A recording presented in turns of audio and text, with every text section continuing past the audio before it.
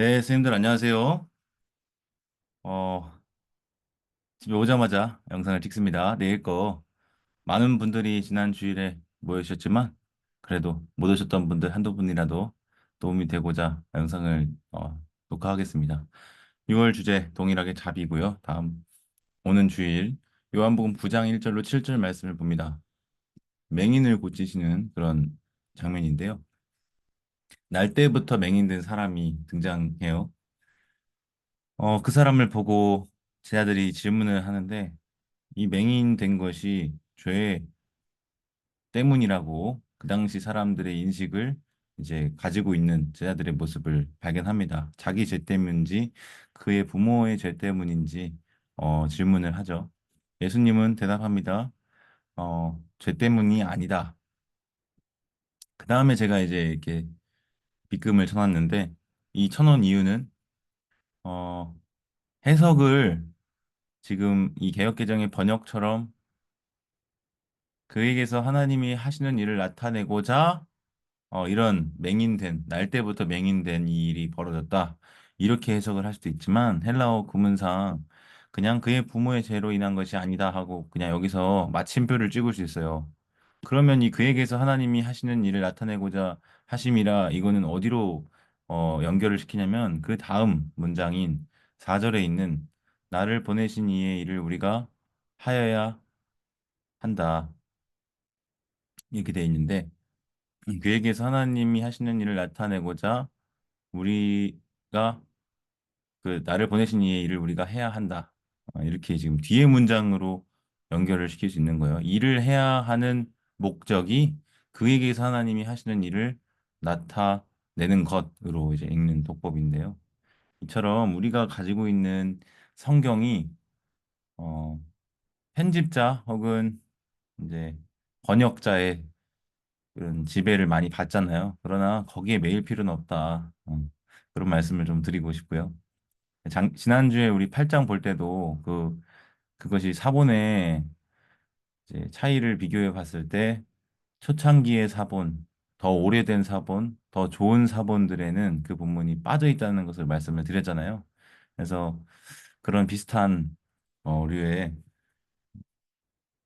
입장을 제가 좀 여러분들에게 소개를 해드립니다. 그래서 점을 찍는 거, 물음표냐 마침표냐 여러 가지 해석의 다양한 가능성 중에서 번역자 혹은 편집자는 그것을 선택한 것이기 때문에 바뀔 수 있다는 여지가 있다는 거 한 가지 기억하시면 좋을 것 같고요.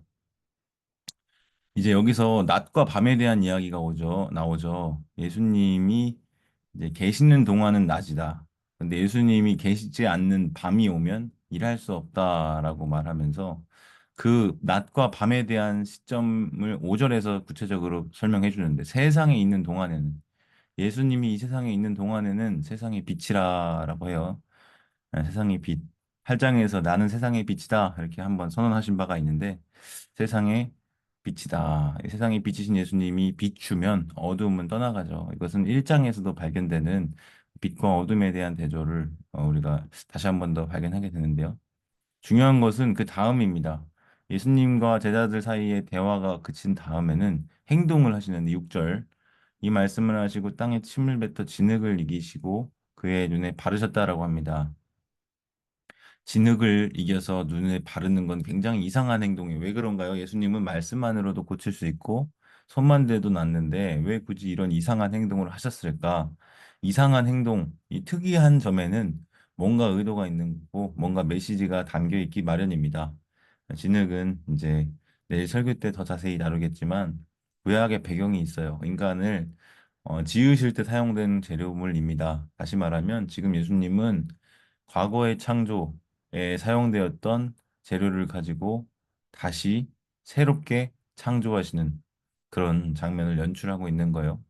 7절에 이르시되 실로암 못에 가서 씻으라 하니 가서 씻고 밝은 눈으로 왔다라고 합니다. 여러분, 물에서 씻는 것은요, 무슨 것을 연상하게 하냐면 세례를 연상하게 하잖아요. 물에 가서 씻는 거, 물로 씻는 거.